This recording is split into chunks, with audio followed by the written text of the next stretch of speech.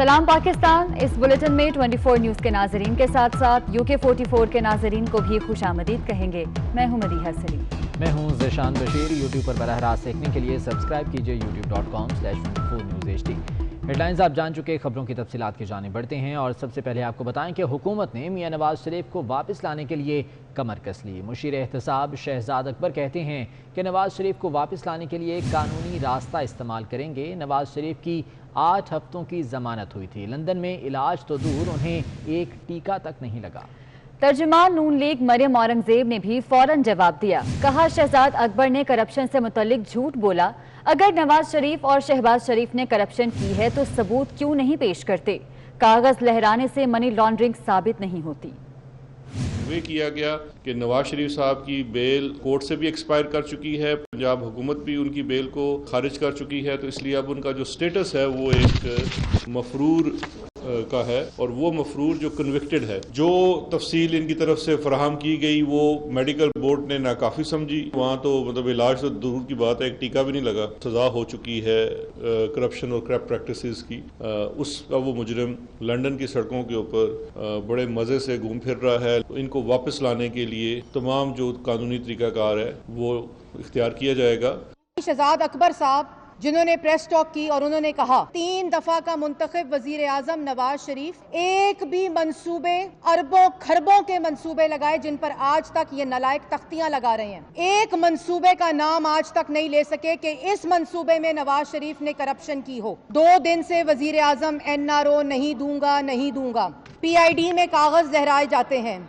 2 साल से ये कागज लहराए जा रहे हैं, लेकिन इन केसेस की हकीकत ये है कि सुप्रीम कोर्ट में नैब शहबाज शरीफ के खिलाफ दरखास्त वापस लेता है और कहता है कि हमारे पास कोई सबूत मौजूद नहीं है। NRO पे चलता वजीर आजम कहता है कि मैं NRO नहीं दूंगा। शर्म आनी चाहिए। मुस्लिम लीग नून को, नवाज शरीफ को या शहबाज शरीफ को मनी लॉन्ड्रिंग के नाम से डराए नहीं, क्योंकि आज तक आप एक धेले की मनी लॉन्ड्रिंग साबित नहीं कर सके।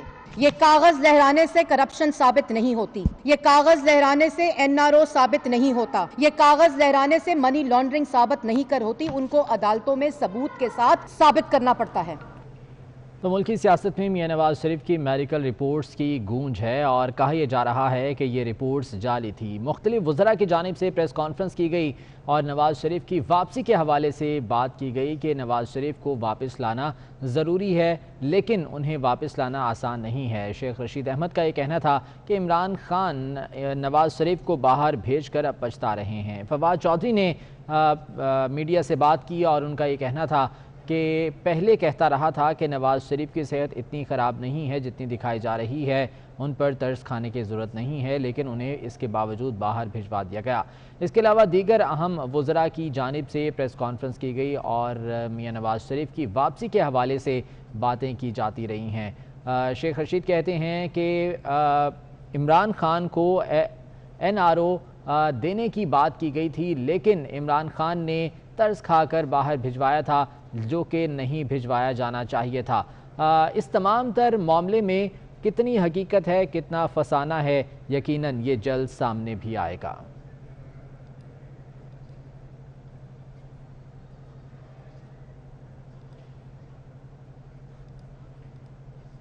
इस हवाले से मज़ीद भी बात करेंगे जिन्होंने कवरेज की, जाहिद चौधरी साहब, उनसे इस हवाले से ताज़ा तरीन सूरत हाल भी जानेंगे। लेकिन अभी आपको बताएं कि नवाज शरीफ की ताज़ा medical reports Lahore high court में जमा करवाने के लिए वकला ने शरीफ फैमिली से मुशावरत शुरू कर दी है। वकला की राय और डॉक्टर्स की मुशावरत के बाद ख़ानदान नवाज शरीफ की मेडिकल रिपोर्ट्स हाई कोर्ट जमा करवाने का फ़ैसला करेगा।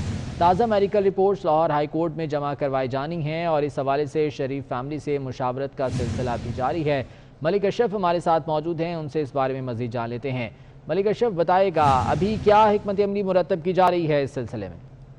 जी बिल्कुल, मियां मोहम्मद नवाज शरीफ जिनको लाहौर हाई कोर्ट ने आर्जी तौर पे इलाज के लिए एक मरतबा बैरून मुल्क जाने की इजाज़त दी थी और जिसके बाद उनकी मेडिकल रिपोर्ट्स जो हैं वो मुसलसल लाहौर हाई कोर्ट में जमा करवाई जा रही हैं। गुज़िश्ता माह 24 मई को भी उनकी जो रिपोर्ट्स थी वो जमा करवाई गई थी और अब भी उनकी सेहत के हवाले से जो वकला हैं उनकी शरीफ फैमिली के जो मेंबरान हैं उनके साथ मुशावरत जारी है और शरीफ फैमिली के ممبران کے ساتھ مشاورت کے بعد اور ڈاکٹروں کی رائے کو مد نظر رکھتے ہوئے میاں نواز شریف کی جو تازہ میڈیکل رپورٹس ہیں وہ جمع کروانے کا حتمی فیصلہ کیا جائے گا. اور ذرائع یہ کہہ رہے ہیں کہ جو وکلا ہیں وہ تمام تر مشاورت مکمل کرنے کے بعد ستمبر میں میاں محمد نواز شریف کی جو میڈیکل رپورٹس ہیں وہ لاہور ہائی کورٹ کے رجسٹرار آفس میں جمع کروائیں گے, اور امجد پرویز ایڈوکیٹ جو ہیں وہ میاں نواز شریف کی جانب سے یہ رپورٹ جمع کروائیں گے.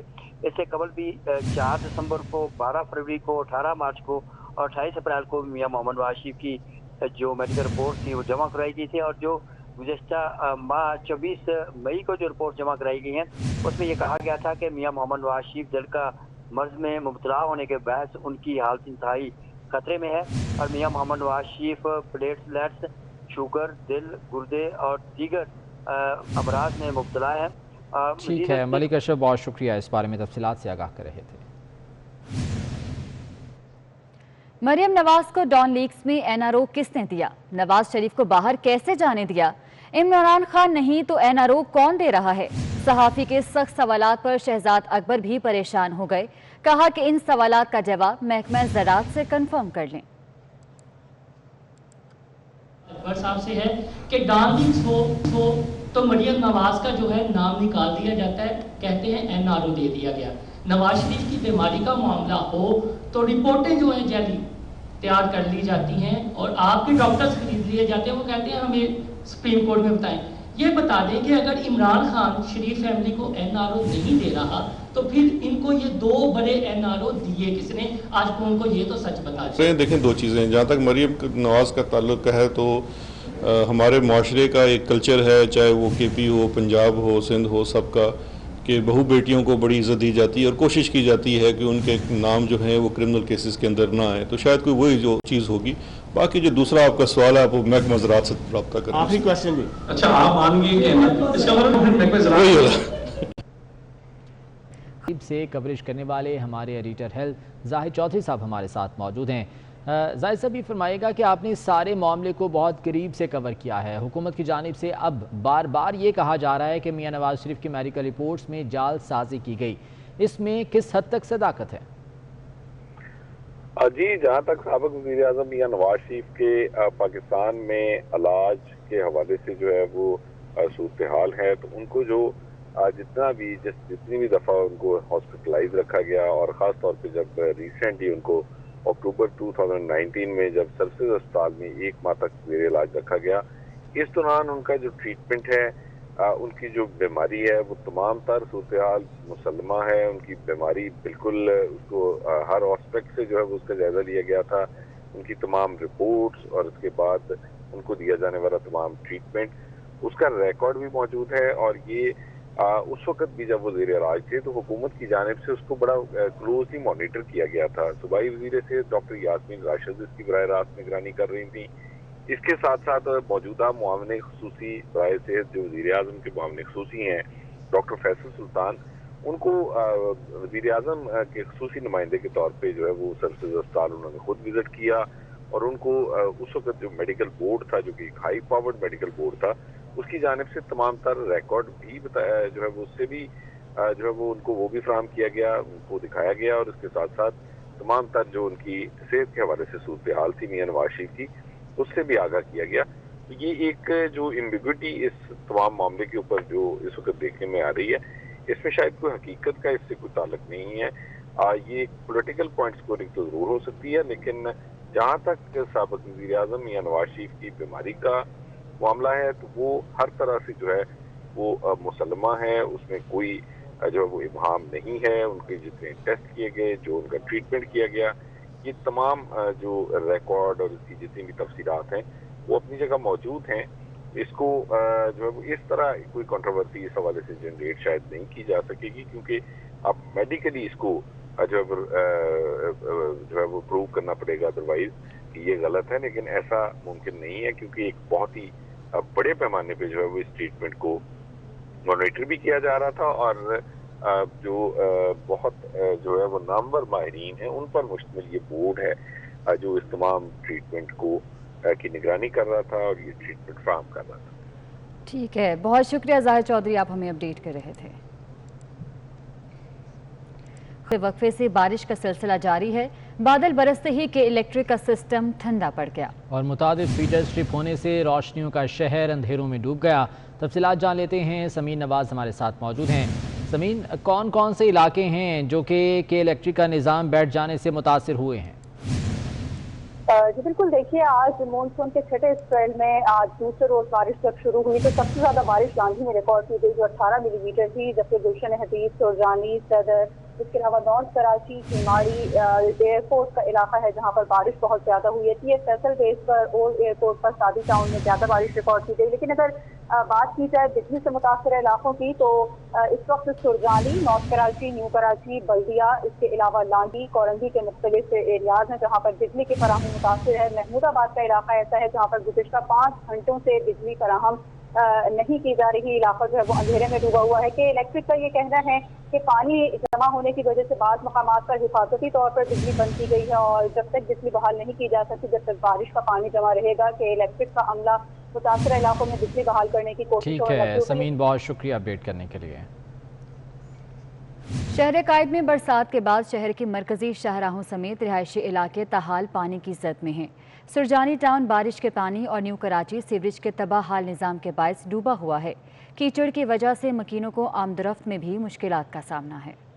कराची में बारिश के बाद शहर की मरकजी शाहराहों समेत मज़ाफ़ाती इलाकों की सूरत हाल भी अबतर हो गई। कहीं बरसाती पानी अब भी खड़ा है तो कहीं कीचड़ की शक्ल इख्तियार कर गया है। न्यू कराची में सीवरेज का निज़ाम तबाहाल हो चुका है। गुज़िश्ता बारिश का पानी मकीनों के घरों में भर गया और कीमती सामान खराब हो गया। पानी में घिरे मकीन सूरत हाल पर बरहम है। रो रहे बच्चे, बिलख रहे हैं, यार हुक्मरान कहाँ है, क्या कर रहे हैं, क्या खा रहे हैं वो?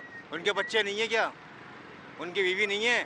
वो तो सारे एसी में बैठे होंगे, ऐशो आराम कर रहे हैं, मुर्गे समला खा रहे हैं, गरीब पिस रहे हैं। यहाँ पे गरीब आदमी तो मर ही रहा है, मिडिल क्लास भी मर गया और ये यहाँ पर वीगो में घूम रहे हैं बड़ी बड़ी गाड़ियों में, क्योंकि इनके पहियों को पानी नहीं लगता और आम आदमी बहुत ज़्यादा परेशान है। तो हर जगह का निज़ाम इसी तरह गंदा हो रहा है कि गटर का पानी उबल के बाहर आ रहा है, नमाजी कपड़े गंदे हो रहे हैं, चलने का रास्ता नहीं है। सुरजानी टाउन के इलाके फेज 2 के मकीन भी कई फीट पानी में महसूर हो गए। हर तरफ कीचड़ और गंदगी के ढेर से कोफ्त में मुब्तला हैं। नॉर्थ नाज़माबाद की लंडी कोतल चौरंगी से ताहिर विला गुलबर्ग जाने वाली सड़क भी मुकम्मल तौर पर पानी में डूबी हुई है और पानी की नक्कासी के लिए कोई बंदोबस्त नजर नहीं आ रहा।